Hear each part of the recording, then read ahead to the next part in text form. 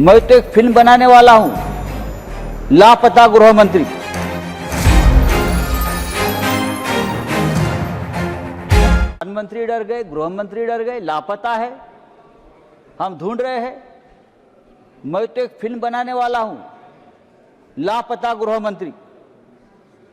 बहुत सी फिल्में बनती है, कहाँ है गृह मंत्री? बार बार जो हर बात पर बयान देते हैं, हर बात का क्रेडिट लेते हैं, लेकिन इतना बड़ा आंदोलन हो गया, इतना बड़ा लाठीचार्ज बच्चों पर हो गया, पैलेट गन चल गई, लेकिन गृह मंत्री का एक बयान तक नहीं आया है। अमित शहांचा पुणे दौरा आणि हाय व्होल्टेज पॉलिटिकल ड्रामा हे सगळं सध्या राज्याचं राजकारण गाजवतंय।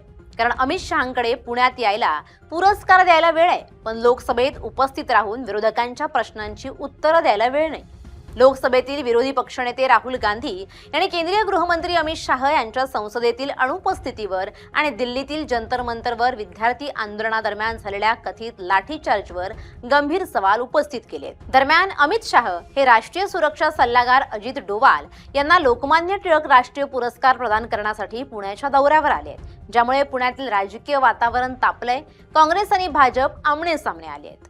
नमस्कार, मी मृणाली पिळतकर। केंद्रीय गृहमंत्री अमित शाह यांच्या 2 दिवसीय पुणे दौऱ्याच्या पार्श्वभूमीवर राष्ट्रीय राजधानी दिल्लीतील घडामोडींचे पडसाद संपूर्ण देशात उमटताना दिसतायत। लोकसभेमध्ये पेपर लीक विरोधी कायद्यावरील चर्चेदरम्यान आणि त्यानंतर संसदेबाहेर लोकसभेचे विरोधी पक्षनेते राहुल गांधी यांनी आक्रमक भूमिका घेत गृहमंत्री अमित शाह यांच्यावर थेट निशाणा साधला। राहुल गांधी यांनी आरोप केलाय की दिल्लीतील जंतर मंतरवर, संसद परिसराजवळ नीट परीक्षा आणि इतर मुद्द्यांवर शांततापूर्ण आंदोलन करणाऱ्या विद्यार्थ्यांवर सुरक्षा रक्षक आणि पोलिसांकडून अत्यंत अमानुष लाठीचार्ज करण्यात आला। तसंच मूक आंदोलक विद्यार्थ्यांवर बळाचा वापर झाला।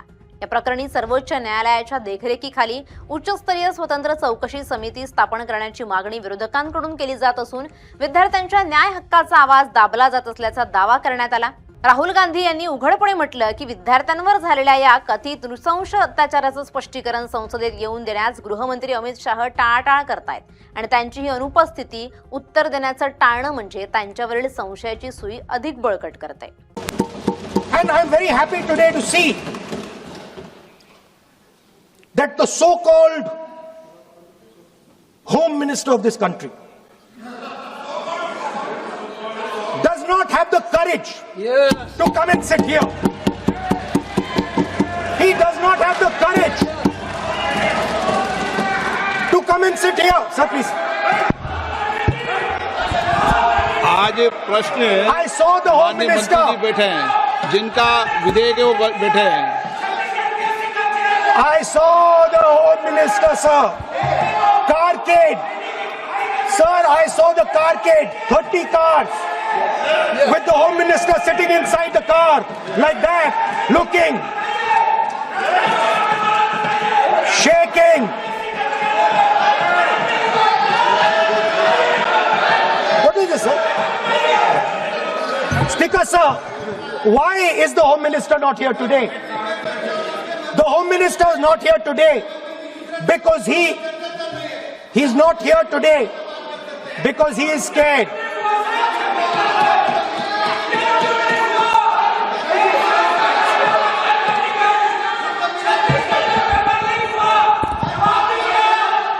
He is the Home Minister, sir.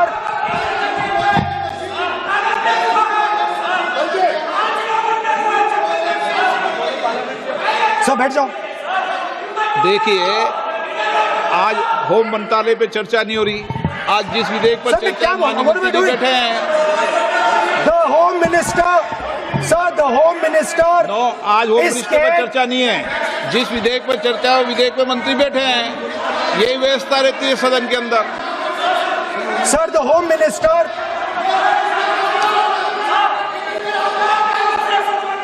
Sir, the Home Minister authorized the shooting of our students, sir. He put pellets into the blood of our students. He ordered the students of India to be shot. क्या बोल sir? लेकिन प्रधानमंत्री डर गए, गृह मंत्री डर गए, लापता है, हम ढूंढ रहे हैं।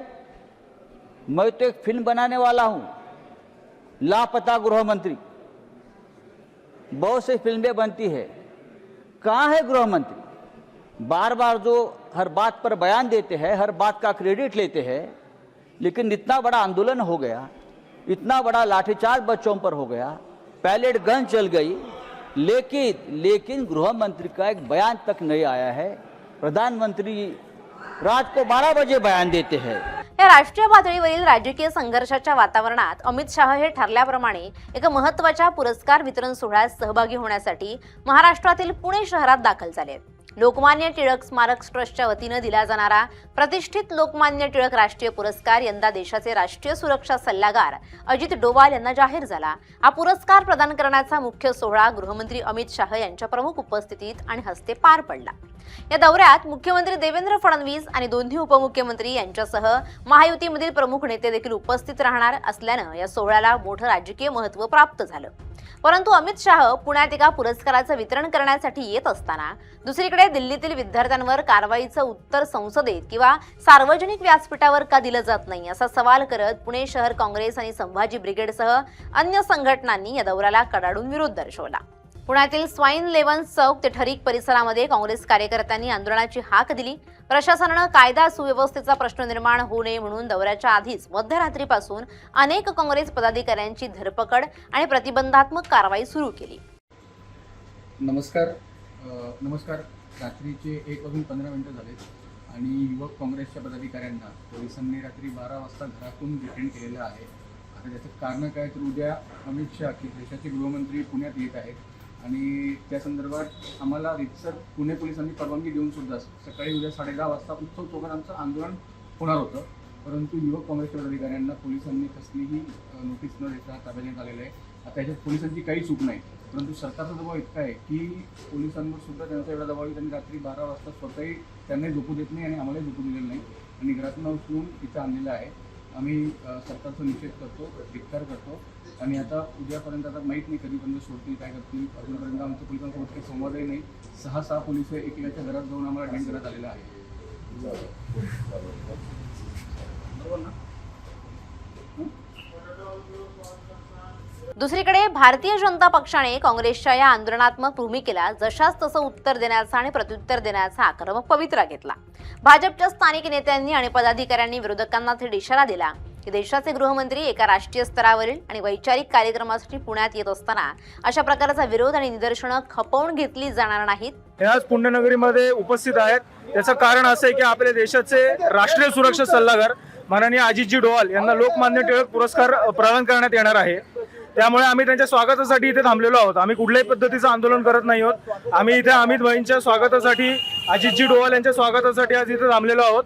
तसंच आज अण्णाभाऊ साठेंची जयंती आहे, त्याच्यामुळे आम्ही त्या ठिकाणी पण मार्गस्थ होणार आहोत. पण पुण्यामध्ये आज काँग्रेसच्या वतीने जागोजागी आंदोलन त्याला प्रत्युत्तर म्हणून तुमच्याकडून आंदोलन हे एका अर्थी आमचं प्रत्युत्तर नाहीये. आम्ही काँग्रेसमध्ये जो महात्मा गांधींचा पुतळा आहे, तो महात्मा गांधींचा त्या पुतळ्याला आम्ही अभिवादन करण्यासाठी इथे आलेलो होतो. कुठलंही कारण खरं नसताना काँग्रेसचे शहराध्यक्ष प्रशांतजी जगताप यांनी जे आव्हान विनाकारण आम्हाला किंवा अमित भाई शहांना देण्याचा प्रयत्न केला की तुम्ही इथे आलात तर आम्ही तुमच्या मार्गावरती आंदोलन करू, आम्ही निदर्शनं करू, आम्ही तुमचा दौरा, आम्ही तुमचा कार्यक्रम उधळून लावू, तर त्याला ह्या गोष्टीला प्रत्युत्तर म्हणण्यापेक्षा आम्ही आमच्या पद्धतीने त्यांचं स्वागत आणि तेच विसरलेली जी गांधीगिरी आहेत त्या मार्गाने आम्ही त्यांना एक पद्धतीने त्यांच्या भाषेत उत्तर देत आहोत आणि आमचं स्वागत करतो. प्रशासनाकडून अमित शाह यांच्या सुरक्षिततेसाठी कडेकोट पोलीस बंदोबस्त तैनात करण्यात आला. एका बाजूला राष्ट्रीय सुरक्षा सल्लागारांचा सन्मान आणि सत्ताधारी पक्षाचं शक्ती प्रदर्शन सुरू आहे, तर दुसऱ्या बाजूला विरोधकांकडून युवा वर्गावर, विद्यार्थ्यांवर झालेल्या पोलीस कारवाईचा जाब विचारला जातोय. राहुल गांधींचा आक्रमक बाणा पाहता शाह खरंच राहुल गांधींना घाबरलेत का, अशी ही चर्चा सध्या राजकीय वर्तुळात सुरू आहे. तरी सत्ताधारी पक्षानं हे सर्व आरोप फेटाळून लावत विरोधक केवळ राजकीय फायद्यासाठी आणि प्रसिद्धीसाठी नको ती विधानं आणि तमाशा करत असल्याचा पलटवार केलाय. संसदेतील वाद आणि महाराष्ट्रातील निदर्शनं यामुळे सध्या देशाचं आणि राज्याचं राजकारण पूर्णपणे ढवळून निघालंय. Bureau report, LS Marathi.